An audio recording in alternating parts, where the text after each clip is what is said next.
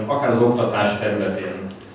akár a kis- és középvállalkozások, de mondhatom bátran a nagyvállalkozások úgymond kiszolgálásával egy olyan oktatási rendszer sikerült kialakítani, ami ma Magyarországon még mindig egyedülálló. A polgármester is támogatja a Győri Egyetemről kikerülő ifjú vállalkozókat, akikből szerencsére egyre több van, ráadásul a friss diplomások nagyobb része itt a Kisalföldi megyeszékhelyen vagy közvetlen környékén indítja be első saját cégét, ezzel gazdagítva a régió gazdaságát. Mivel itt nagyon jó esélyek vannak, a fiatal vállalkozók szeretnek itt maradni. Ez az egyik lehetőség,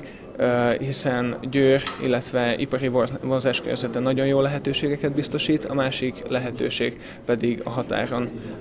átnyúló szolgáltatások igénybevétele, de a meglátásom az, hogy a hazai fiatal vállalkozók szeretnek itt maradni a megyében.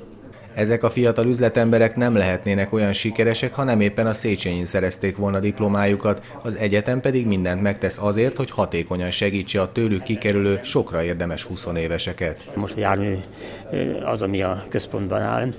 de azt kell mondanom, hogy például a pénzügyi tanulmányi verseny, ami kifejezetten közgazdász hallgatóknak van, ez is ugyancsak az aktivitásukat, a innovációs, a vállalkozó aktivitásukat erősíti, és hát vannak olyan spin-off klubjaink, amelyekben a hallgatók már most gyakorolják, és remélem még egyetemista korukban talán kisebb vállalkozásokat is indítanak, amihez az egyetem minden segítséget meg fog adni. A Fiatal Vállalkozók hete keretében megrendezett szakmai fórumon az érdeklődők többek között a vállalkozói trendekről, a vállalkozóvá válás segítő egyetemi programokról és az egyetemről induló fiatal vállalkozók eredményeiről hallhattak előadásokat.